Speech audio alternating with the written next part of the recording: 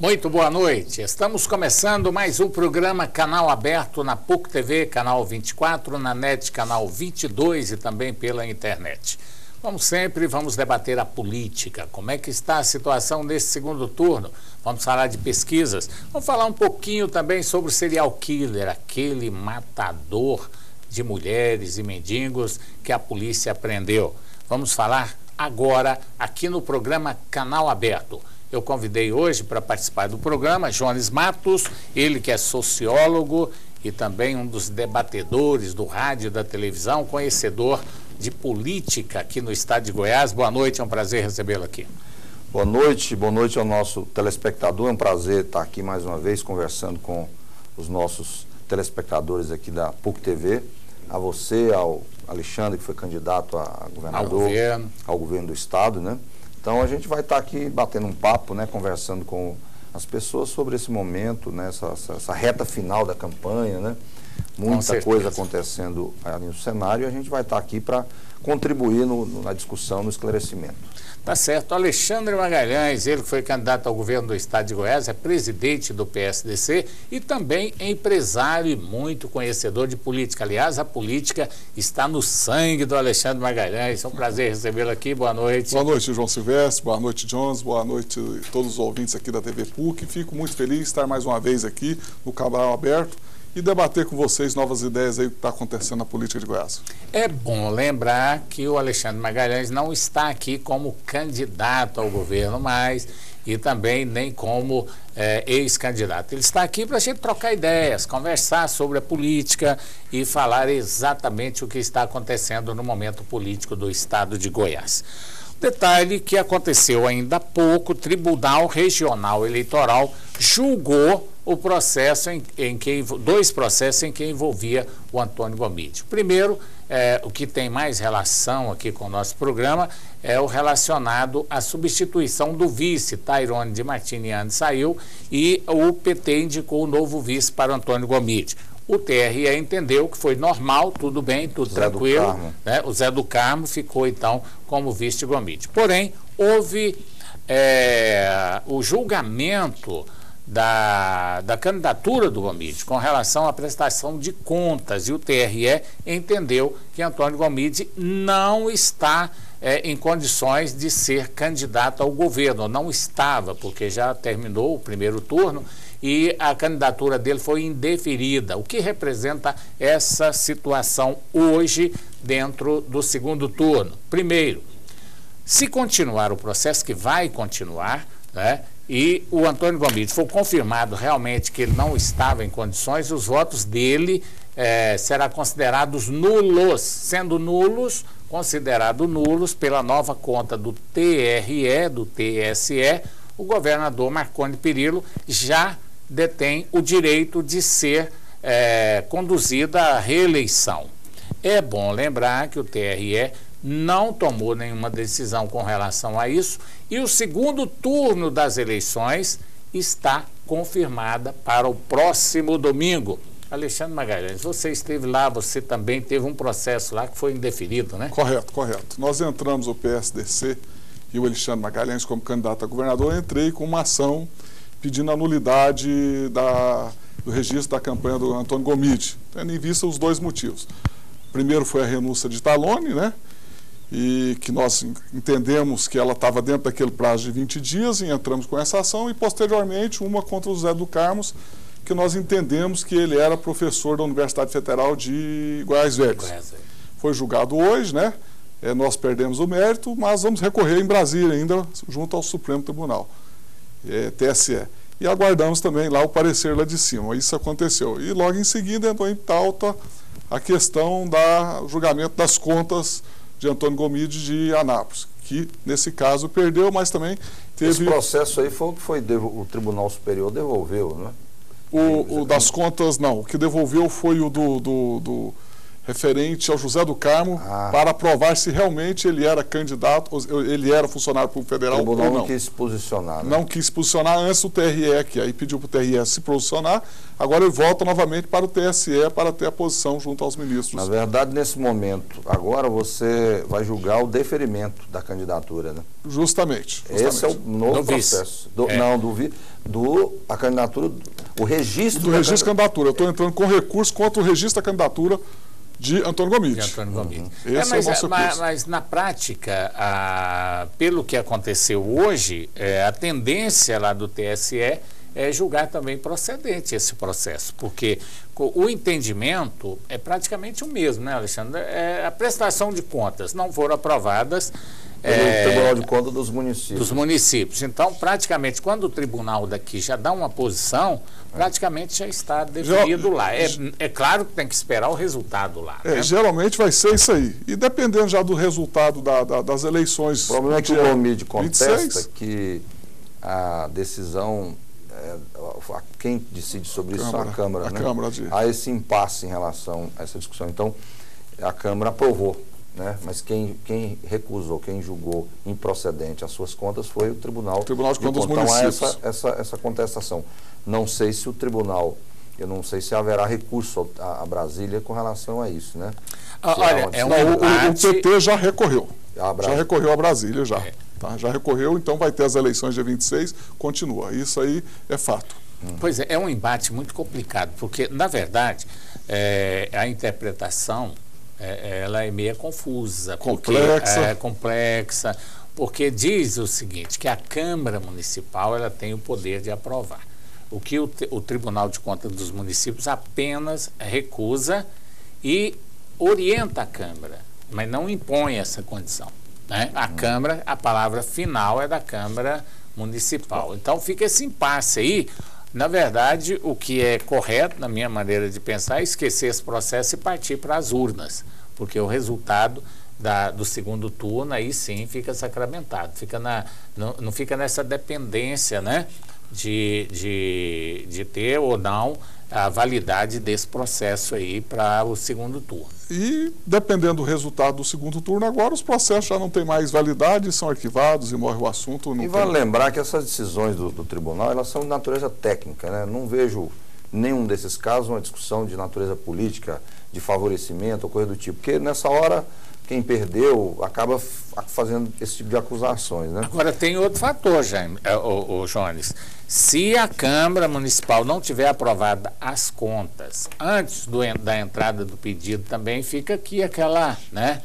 É dúvida, né? A lei deixa muitas vagas, aí fica essa dúvida lá. É complicado, é difícil de julgar. Tem muitas brechas na lei, a gente fica um pouco perdido. Realmente isso acontece. Isso pode chegar até o Supremo Tribunal Federal, porque é um processo que envolve muitos interesses, caso a eleição não seja definida a favor do governador no próximo dia 26, que é bom lembrar que essa situação do Gomide só beneficia o governador Marconi Perillo. Claro. Então é bom lembrar isso, porque se houver a nulidade dos votos do Antônio, do Gomide, né? 10,09%, então 319 mil votos não seriam contabilizados. Não seriam. Iria para os votos nulos. Aí muda o coeficiente eleitoral, o governador passa a vencer no primeiro turno as eleições de Goiás. Aí muda os números e o governador fica tendo aí mais de 50%, o que daria a ele a vitória no primeiro turno. Então é bom lembrar o seguinte, se o Iris Rezende ganhar a eleição no próximo dia 26, que está no páreo, pode acontecer, aí o tribunal poderá definir. Aí vai ter muita briga jurídica ainda em Brasília, sem sombra de dúvida. Agora, caso Marconi Perillo vença as eleições no dia 26, aí o processo praticamente perde o sentido. Não tem validade jurídica mais, ele... Até porque o Antônio Gomide também não tem muito interesse mais, porque já perdeu a eleição no primeiro turno. E depois, essa situação não vai beneficiar e nem alterar o resultado das eleições. Não é isso? Correto. Não, absolutamente. Fica do jeito que está. Agora, que ficou no ar essa expectativa aí do eleitor, fica no ar essa expectativa de todos os grupos políticos agora, fica, porque a situação só vai definir mesmo a partir do próximo dia 26, com o resultado das eleições. E o que acontece também é que são as dúvidas que ficam ainda para as outras eleições. Isso tem que ser sanado, tem que ser julgado, tem que ser resolvido. O que acontece na próxima eleição, começa esse impasse jurídico de outro candidato a prefeito, outro candidato a governador, por contas dessa maneira, se é a Câmara que aprova, se é o TCM que aprova, isso aí tem que ser resolvido, acabar com esse impasse, criar uma jurisprudência para não ter essas dúvidas nas outras eleições. Realmente tem que julgar e acabar com isso mesmo. Nós vamos, inclusive, abordar esse assunto aqui no próximo bloco. O detalhe é o seguinte, tem que haver uma reforma política nesse país e deixar as coisas bem claras, porque eu não vejo nenhum sentido do Tribunal de Contas dos Municípios. Se a Câmara Municipal, o prefeito tem a maioria e ele vai aprovar as contas que foram recomendadas para ser reprovadas, ou vice-versa, né? Correto. Ou ele não tem a maioria e reprova uma conta que o Tribunal de Contas... João, mas então a coisa não é bem assim, isso. não. A Câmara tem situações em que as câmaras são controladas pelo prefeito. Mas é isso que eu estou dizendo. Elas são viciadas e vai para o tribunal processos, balancetes que estão completamente viciados, que têm documentos que comprovam a irregularidade, notas fiscais frias, documentos falsos, e isso o tribunal analisa também, não é só a votação da Câmara, não. O tribunal também tem responsabilidade. Tem que olhar, porque infelizmente no interior ainda tem o tal do mensalinho também, né? E as contas passam, favorzinho, favorzão e outras coisas mais. O detalhe é que tem que ter uma reforma política, que eu disse aqui, na minha maneira de pensar, o Alexandre e Jones, exatamente para se definir quem é quem no processo. Se é o Tribunal de Contas que vai rejeitar e definir que realmente está inelegível, ou se é a Câmara Municipal, e até prazos para que isso seja feito. A inelegibilidade ela é prevista de acordo, tem uma lei de inelegibilidade, os que são inelegíveis de acordo com, então tem N situações, né? Quem tem contas reprovadas, seja pelo decisões do tribunal, ele já está fora do processo, ele entra no ficha suja, na lei da ficha limpa, na verdade. É, né? O que foi citado, inclusive. Então, é o caso do Omid, ele entra neste momento, ele está dentro... Inelegível.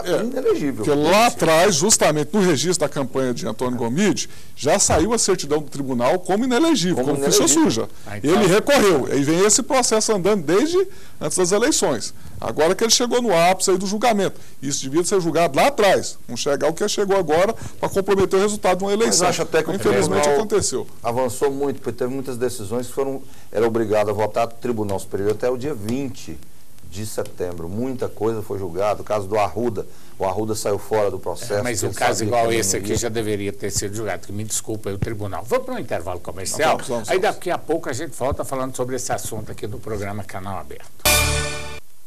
Estamos de volta com o programa Canal Aberto na PUC TV, canal 24, na NET, canal 22, também pela internet. Está na mesa comigo hoje, ou estão na mesa comigo, Jones Matos, ele que é sociólogo, e também o Alexandre Magalhães, ex-candidato a governador e presidente do PSDC.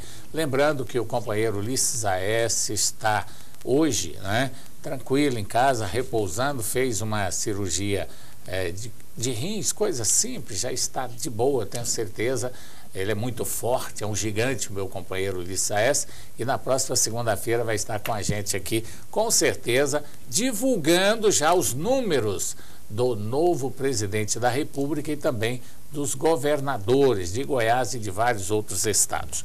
Mas nós debatíamos aqui exatamente sobre esse problema relacionado ao Antônio Gomide. A situação do indeferimento da candidatura, agora oficial pelo tribunal, de Antônio Gomide, pode mudar o quadro político de Goiás, pode mudar inclusive o rumo das eleições. Agora, a possibilidade de haver esse outro julgamento antes do dia 26, você acha que tem essa possibilidade, Alexandre? Eu acho que sim, porque o TSE pediu medida de urgência, esse processo chegou sexta-feira à noite, já teve uma audiência de sábado e essa de hoje. Ele já deve estar voltando para Brasília. E tem que julgar essas eleições, ou sim ou não, para finalizar o processo. Não se justifica julgar ele após as eleições, já não tem mais sentido. Verdade. Você concorda? Sim, eu também concordo, acho que deve ser feito. O eleitor não pode ficar nessa dúvida, né, em relação a esse processo eleitoral em Goiás, né? e que foi criado esse imbróglio todo, né, essa situação toda. Eu acho que é o momento de se posicionar, o tribunal tomar uma decisão, porque de repente pode ser que não haja, né? O segundo turno, se houver uma decisão, se confirmar uma decisão como essa, né? É verdade. Acaba a eleição, sim, mas é verdade, inclusive. E essa não, tanto o Íris quanto eles não têm nada a ver com isso. Essa discussão não tem a ver com eles. A rigor, né, embora sejam os candidatos centrais, mas não foram eles que criaram essa situação. Essa situação foi criada foi pelo próprio PT mesmo. A candidatura do PT vem com problemas desde o início, né? Desde o início, o questionamento sobre, do registro, né, em função das contas no tribunal, e logo em seguida veio a questão da substituição da candidatura do Tairone, do vereador Tairone, pelo Zé do Carmo, que é professor da universidade. Existe uma discussão se ele tinha se desincompatibilizado, se tinha sido publicado no Diário Oficial mesmo a desincompatibilização da candidatura, para que ele fosse candidato. Então, acho que isso tudo que foi criado pelo próprio PT. Essa situação não foi ninguém que fez isso aí, não. Né? Jones, e que sejamos justos também, né, João? A população votou, o governador teve esses votos, 46%, e se anular, foi eleito no primeiro turno. Não a legislação temos que cumprir. Claro. Mérito dele. Parabéns para ele. Parabéns. Lá na cidade de Itaberaí, que é a minha cidade, nós tivemos a eleição anterior a essa, 2010, 2006. E foi eleito, o ex-prefeito foi eleito e foi cassado posteriormente. Com Benedito? O Wellington Baiano. Com o processo andou, ele foi cassado, os votos dele foi considerado nulo, e o ex-prefeito, o segundo lugar, ficou com a diferença de 93 votos. E tinha um candidato do PT que obteve 210 votos. Olha, para você ter uma noção, 210 votos não elege nem um vereador. Mas a soma do segundo lugar, com os 210 votos, deu 50% mais 107 votos. Foi o que e garantiu, então, a posse do segundo colocado. Quer dizer, quase a metade dos votos foram considerados nulos e brancos. E aí, esses 210 votos do PT fez com que o doutor Benedito assumisse a prefeitura. Se não tivesse esses 210 votos para somar com o dele, para dar 50 mais 1, teríamos uma nova eleição no município de Itaberaí. Mais da metade do mandato, né? E vamos além. Vá que Íris Rezende ganha agora. É uma injustiça com o Marconi Perillo, que ganhou no primeiro turno.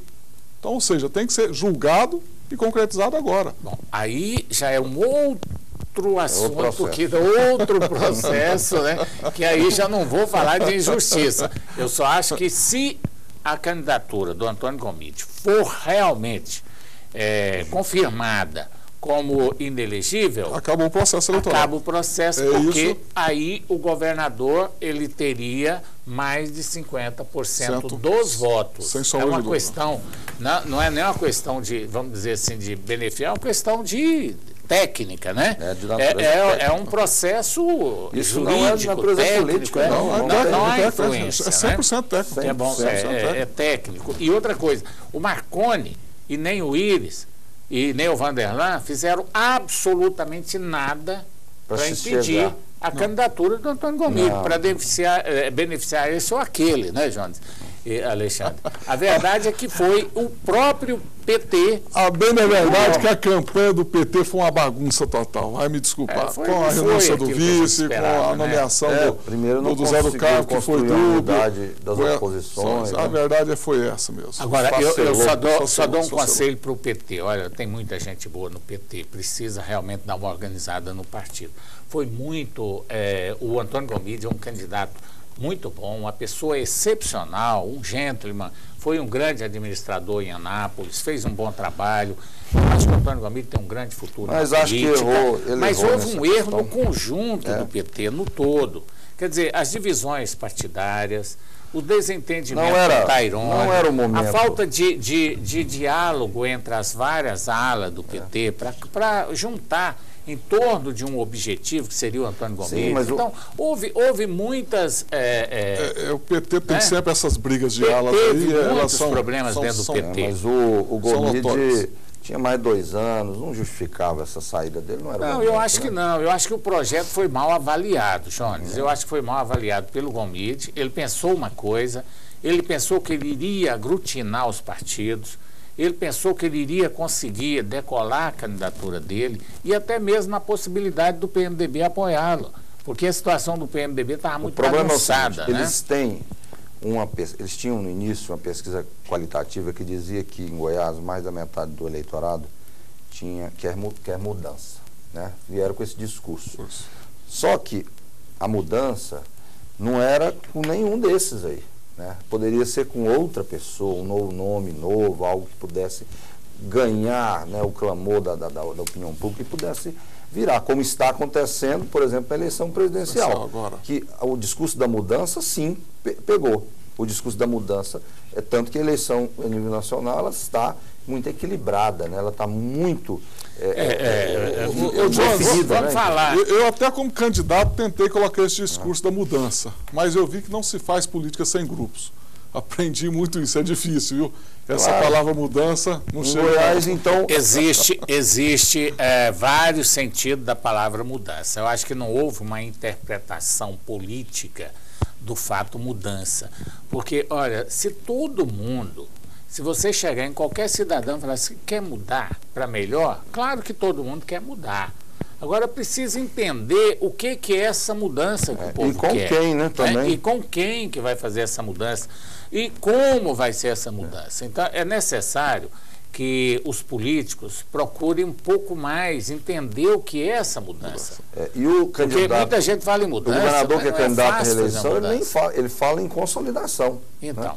Né? Não se fala de eleição de consolidar o projeto, né? Não é de fazer mudança. Essa é que é a diferença entre as duas discussões. E, muitas vezes, esse discurso da mudança talvez também não fosse com o candidato que ficou, né? Essa que é a questão. Há uma dúvida em relação a isso. E as oposições, como não se uniram, se elas tivessem, talvez, se unido no primeiro turno, certamente o cenário poderia ter sido diferente. Porque aí esse discurso poderia ter sido bem mais forte, bem mais firme, né? Mas como houve o esfacelamento das oposições em 3 candidatos, o resultado está aí. Foi a vaidade de cada um. A vaidade, não, a oposição ela teve realmente uma falta de juízo porque não conseguiu aglutinar, mas tem um outro fator também, é que a democracia, ela dá essa liberdade de cada um querer, né, colocar suas ideias, e nem sempre as ideias são iguais, aí dificulta. Política é estratégia também, né, Estou falando aqui, o Luiz, lembrando do nosso companheiro. Mas, João, na verdade, a política também é estratégia. Você tem que ter estratégia para você poder ganhar uma eleição. Ela não é assim, não tem zebra, não tem você imaginar que vai... Jones, e tem várias estratégias. Eu dou um exemplo a minha. Eu lutei contra a maré, nadei, e a minha estratégia, eu tinha certeza que eu não ganharia uma eleição. O que eu fiz? Eu fiz uma estratégia de quê? De reconstituir um partido que estava perdido dentro de Goiás, chamava PSDC. Hoje é um partido que conhecido e é procurado por lideranças no interior. Então, a minha estratégia, basicamente, nessas eleições foi essa. Viver o PSDC, né? Projetei o partido e vou reestruturá-lo para próximas eleições. Você tinha consciência. Projetou Alexandre Magalhães também. E o PSDC tinha consciência da dificuldade que era dentro de um cenário como esse. Ele que nunca militou, eu conheço a política em Goiás, nunca ouvi falar, por exemplo, do Alexandre, dentro de militância política partidária, né? Então. É a primeira eleição dele. Então, agora não, agora ele pode se credenciar a fazer outro tipo de discussão. Porque política, Alexandre, não é só em época de eleição. Não. Você tem que fazer política e a partidária ela é muito mais difícil, porque é o enfrentamento, é a luta interna, é as discussões ideológicas, são os debates internos, a organização partidária. Isso é um trabalho intenso que você, que foi candidato, e agora vai entrar nessa etapa agora, trabalhar nessa perspectiva. É isso que acontece, por exemplo, que por que o PMDB existe e é forte mesmo na oposição? Porque tem uma estrutura partidária grande dentro do Estado de Goiás. E é isso que eu vou procurar pelo PSDC nas próximas eleições, fazer uma estrutura partidária, grandes líderes, grupos, para a gente disputar uma próxima eleição aí. Bem mais forte, bem mais sombra de dúvida. Na verdade, esse foi o objetivo nosso. A verdade, você está plantando a semente e, com certeza, se plantar bem plantada, bem adubadinha, vai colher bons frutos no futuro. Nós vamos para mais um intervalo comercial, daqui a pouco estaremos de volta aqui com o Canal Aberto. Estamos de volta com o programa Canal Aberto na PUC TV, Canal 24, na NET Canal 22. Estamos conversando com Alexandre Magalhães, também com Jonas Matos. Estamos discutindo aqui as eleições. Você falava ainda há pouco de equilíbrio. Saiu agora há pouco uma pesquisa da Datafolha a nível nacional e os números dizem o seguinte: votos válidos, Dilma 52%, 48% para Aécio Neves. A margem de erro é de 2 pontos percentuais, nível de confiança 95%. Ela foi registrada no Tribunal Superior Eleitoral sob o número BR 1140/2014. Na estimulada, os votos ficaram 46 para Dilma, 43 para Aécio Neves, não sabe 6% e brancos e nulos 5%. Quer dizer, há um equilíbrio aí, né? A pesquisa que sai hoje, como tivemos uma outra hoje aí também, que foi divulgada pelo CNT-MDA, com quase o mesmo percentual, aí, diferença de 1 ponto para cada um dos candidatos. Há um equilíbrio, né? Eu queria só fazer uma observação, esse momento é muito interessante da eleição presidencial, muito acirrada, né? Os ânimos, o discurso, né? Ontem mesmo teve um debate na TV Record, a gente acompanhou, estava muito equilibrado as discussões. Esta eleição, na minha avaliação, ela será decidida pela classe C. A classe A e B decidiu é Aécio. A classe D e E é Dilma. A classe C é aquela classe que é de emergente, pessoas que cresceram, que conseguiram conquistar um espaço, né, na sociedade, melhorou o seu padrão de vida. Este eleitor, ele migra muito, ele está muito indeciso, né? Então, esses 6%, 7%, 10% que tem de indecisos, né? Se você pegar também quem vai votar nulo, ele decide também na hora que vai votar. Ele não anula o voto muitas vezes, né? Então, você pode trabalhar isso aqui, ó.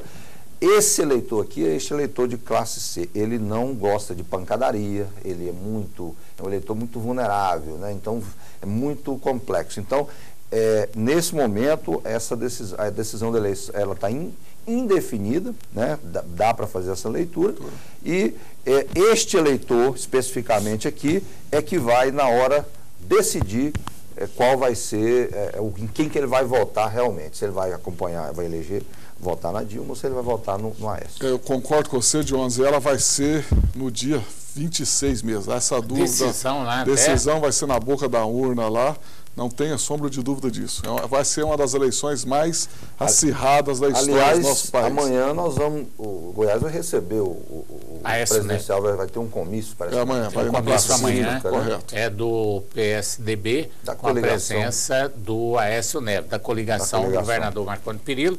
E o PT informaram hoje à tarde, saiu uma notícia que dificilmente o Lula viria essa semana, não virá essa semana.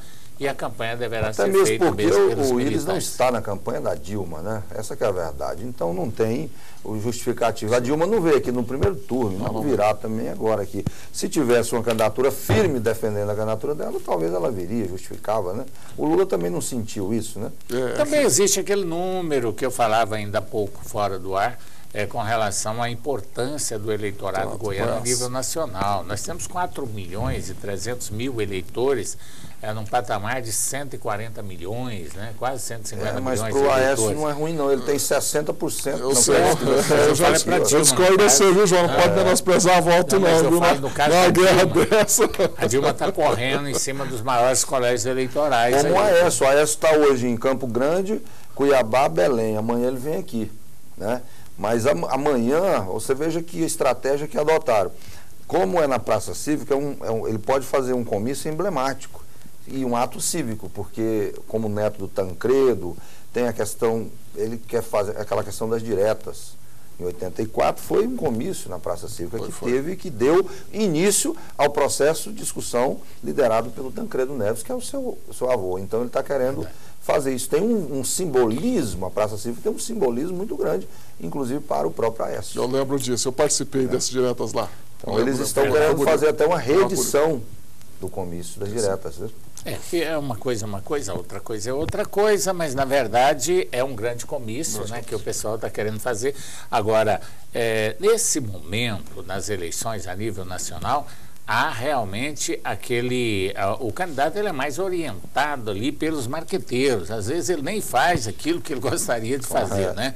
Porque o marketing vai estudar onde são os pontos frágeis e aonde há a possibilidade de haver uma maior conquista de votos.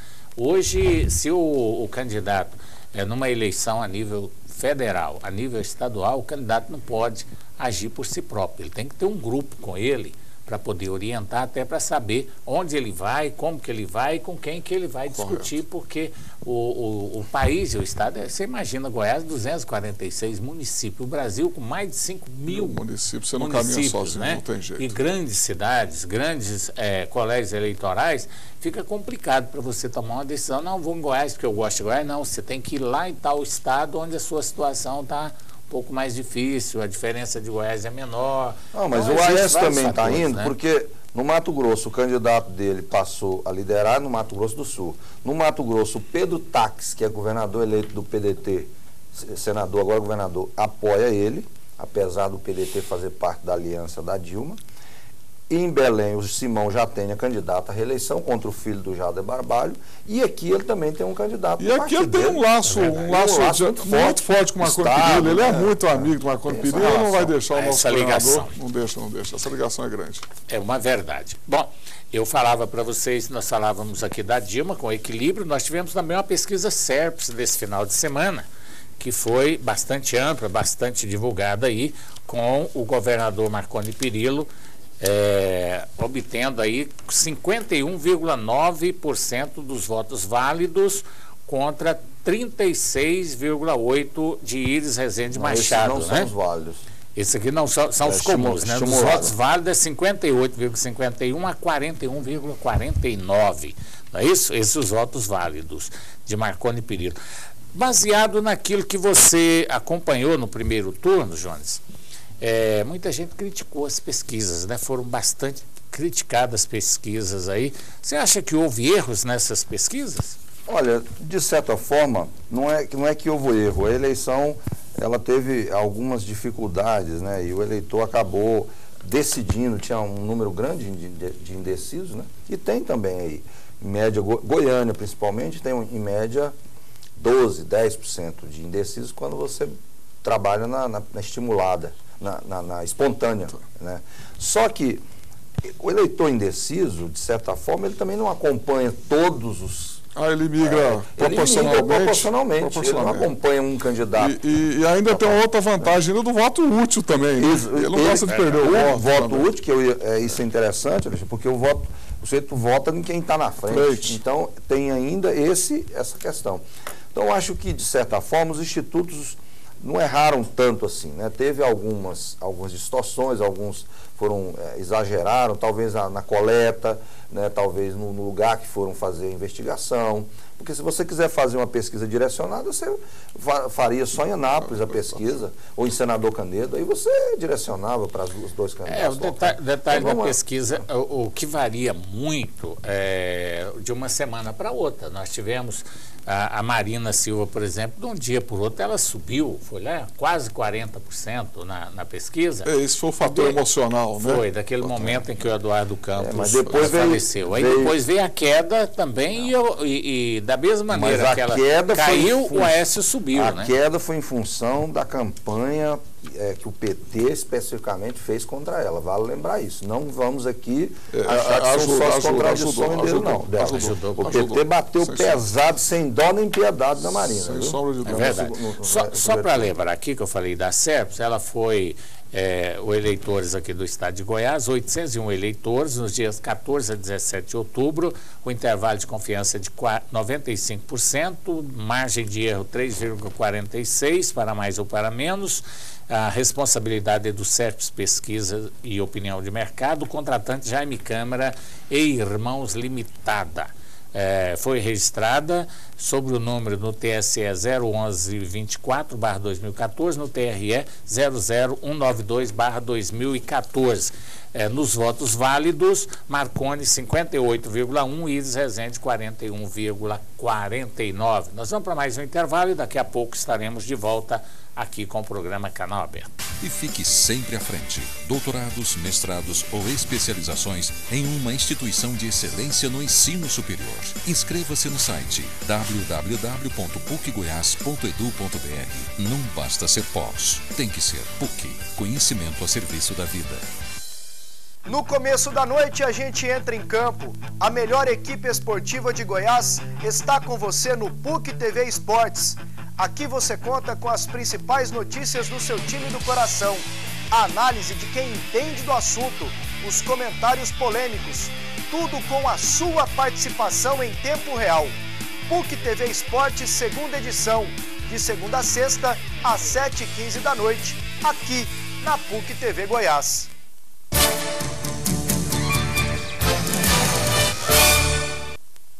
Estamos de volta com o programa Canal Aberto aqui na PUC TV, da NET Canal 22 e também pela internet. Alexandre Magalhães, ex-candidato ao governo do estado de Goiás, presidente do PSDC, e Jones Matos, sociólogo, político, já foi até presidente do PPS, né, Jones? Já foi presidente ou não? Só foi o fundador do partido? Ajudamos, aí deu uma nossa contribuição, né, organizando contribuição, Jones. O Jones andou mais 7.000 quilômetros de estrada no estado de Goiás para formar o PPS em 96, 98, né, Jones? Não é fácil. Foi muito trabalho. Mas, gente, olha, nós tivemos, eu quero ter um comentário aqui de vocês, porque o assunto da semana, indiscutivelmente, foi a prisão do Tiago, aquele matador de mulher.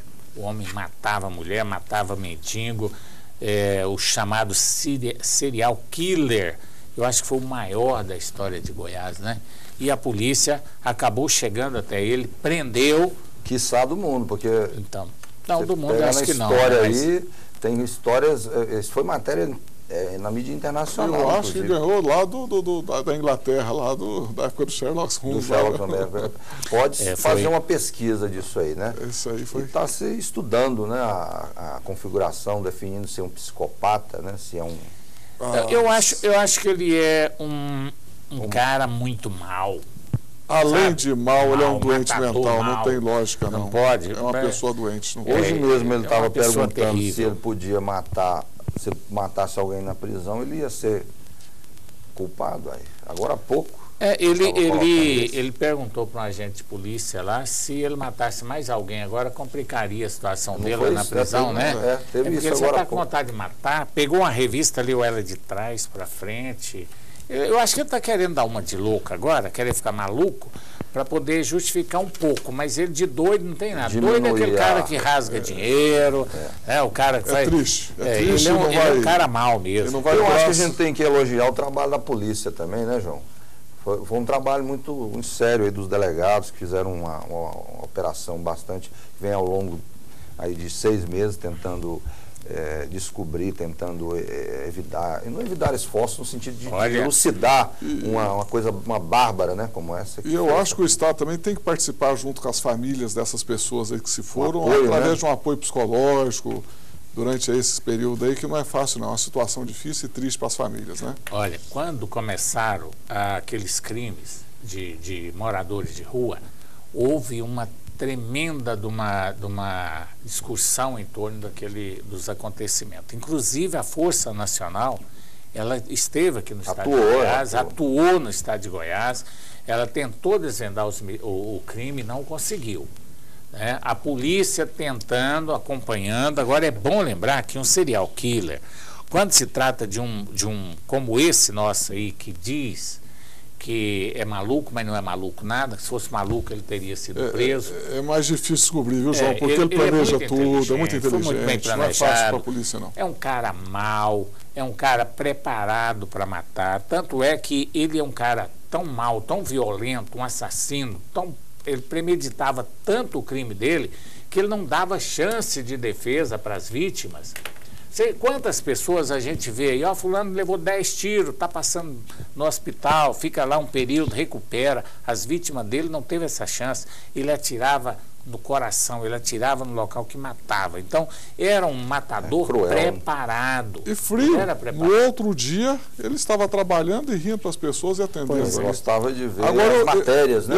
Eu pergunto, ele era um vigilante. Eu pergunto, um vigilante que tem uma arma lá no hospital, passou por uma empresa de vigilância para estar armado, para trabalhar. Ele não passou por exame psicológico também lá, não? Como que ele trabalhava ali? A empresa soltou uma nota. Eu não entendo isso. Diz que ele passou por todos os testes, que é normal. Por isso que eu te digo, ele não é louco, ele passou pelo teste, ele enquadrou dentro do perfil da empresa, ele trabalhava corretamente dentro da empresa. Não tinha distúrbio. Então, as pessoas, agora, depois que passaram, as testemunhas, aquele é um cara estranho, é um cara que encarava as pessoas, que faziam perguntas diferenciadas, mas na hora que vai fazer um teste para pegar um emprego, o cara está preparado, da mesma forma que ele prepara para ir lá e matar uma moça. Agora não tem falha, ele foi corretíssimo na hora de executar os crimes. Tem que pagar pelos crimes, construir uma cela solitária para ele, porque se deixar ele solto lá, ele vai ser executado lá dentro, e ele sofrer lá o resto da vida dele lá, trancado. Pois é, inclusive eu respondi a pergunta dele hoje lá na Rádio Silvestre, no programa Opinião, ele perguntando se ele matasse mais alguma pessoa, teria algum problema? Acho que não. O problema dele já está prontinho. Ele vai ser condenado. O que ele já matou já dá uma condenação para ele nunca mais sair da cadeia. Porque a legislação brasileira diz que você só pode ficar preso 30 anos. Então ele já matou 39. Se ele matar mais 139, que eles não vão deixar isso acontecer, ele vai ficar só 30 anos na cadeia. Agora, eu só espero que daqui 30 anos, talvez nós não estejamos aqui, eu pelo menos tenho certeza que não vou estar aqui, os juízes, os promotores, a legislação brasileira, né, tenha uma nova visão com relação a isso e não deixe esse cidadão sair. Porque o dia que ele sair da cadeia, ele vai matar de novo. Ele vai cometer os mesmos crimes contra moça, contra rapaz, contra mendigo, contra homossexual. Então, eu acho que a condenação dele, esses 39 que ele matou, já é o suficiente para ele ficar o resto da vida na cadeia. Mas eu estou apostando que ele não vai ficar muito tempo na cadeia, viu, João? É bem provável, porque o endereço dele vai ser lá naquele lugar, do pé junto.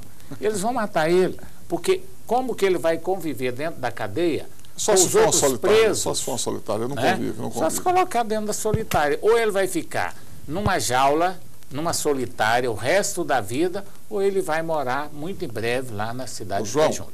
É capaz de ser filme de Hollywood, a história desse menino. Pode não ser de Hollywood, mas um bom brasileiro, ele já dá um bom filme brasileiro. Nossa Senhora, que tristeza, que tristeza. Coisa incrível. Triste, infelizmente. Porque quando mata, Jones, quando você mata uma jovem ou um jovem, você não mata só uma pessoa, você mata uma família inteira. As famílias estão sofrendo muito. Né? Ele matou a família inteira, ele matou várias famílias, ele tirou o sossego da sociedade. Né? Ele comprometeu até autoridades que tentando, lutando. Um dia eu falei aqui no programa, Ulisses A.S. estava aqui, eu não sei quem que era o nosso convidado, eu falei, olha, todo o governo, o aparato da Secretaria de Segurança Pública, todas a polícia, a promotoria, todo mundo estão imbuído na procura desse elemento e ele vai ser preso a qualquer momento. E a verdade é que nós criticamos e não sabíamos do trabalho investigativo da polícia, né? E a polícia estava trabalhando. E ela estava trabalhando e a gente tem aí que agradecer, né? Era questão de tirar o chapéu, polícia, que né? foi um trabalho bonito e prendemos ele. Está na cela. Está lá no pau, está preso. Agora sim. Responder. Ele vai responder pelos crimes, vai pagar pelos crimes. É claro que ele não vai trazer nenhuma dessas jovens, nem esse pessoal de rua, nem o homossexual que ele matou, nem aquele garoto que ele matou. Não vai trazer, mas pelo menos o alívio à comunidade vai ter, que esse elemento agora está no lugar que ele deve ficar, vai ser preso, está preso, vai ser condenado, não vai sair nunca mais da cadeia, porque não tem condições de soltar um elemento como esse. Ele não vai ser solto e com certeza muito em breve ele deixará de existir, porque o lugar dele, o lugar do assassino, mais cedo ou mais tarde ele vai realmente encontrar o fim que ele merece. Então, o que o governo tem que fazer, naturalmente, é dar todo o apoio a essas famílias, né? Um apoio psicológico, e mostrar que a sociedade tem aí ao seu lado a polícia, tanto a civil como a militar, para poder defender o cidadão. Porque quem defende a comunidade, quem defende o cidadão é a polícia. A polícia que defende. A polícia fardada faz o trabalho de prevenção, a polícia civil faz as investigações, e nós temos que confiar na nossa polícia. Porque se nós não confiarmos na nossa polícia, o que nós vamos fazer mais? Não é isso? Vai perder o fio da meada. Vai perder o fio da meada. Então, parabéns à Polícia Civil, parabéns a todo aquele pessoal que foi envolvido direto ou indiretamente nesse grande feito que foi a prisão desse assassino em série, e a gente espera que não surja outro tão cedo, né? Se Deus quiser, nunca mais. E é bom lembrar, viu, Jones? Você assiste filme, já viu Sexta-feira 13 lá, o Jason? Você viu também o Jason? Quem não viu o Jason, né? Você sabe que a identidade dele foi descoberta agora, recentemente, né? Há mais de 100 anos, ninguém descobria quem que era o Jason, quem que matava. Aí o que aconteceu? Uma prima dele, de segundo grau, descobriu que tinha um blusão que ele usava. A identidade dele foi descoberta agora, recentemente, né? Há mais de 100 anos, ninguém descobria quem que era o Jason, quem que matava. Aí o que aconteceu? Uma prima dele, de segundo grau, descobriu que tinha um blusão que ele usava.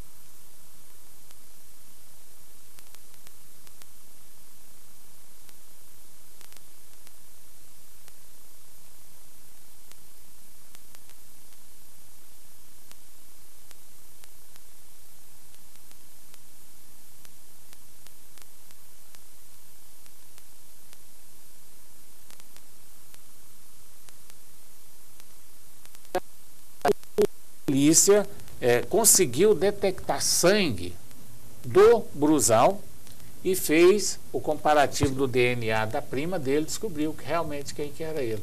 Aí já teve até uma foto. Depois de 100 anos que descobriram quem que era o matador. Né? E tem tantos outros. Nós achamos o nosso agora e vamos... Achou muito rápido. O nosso não, né? Vamos tirar esse nosso.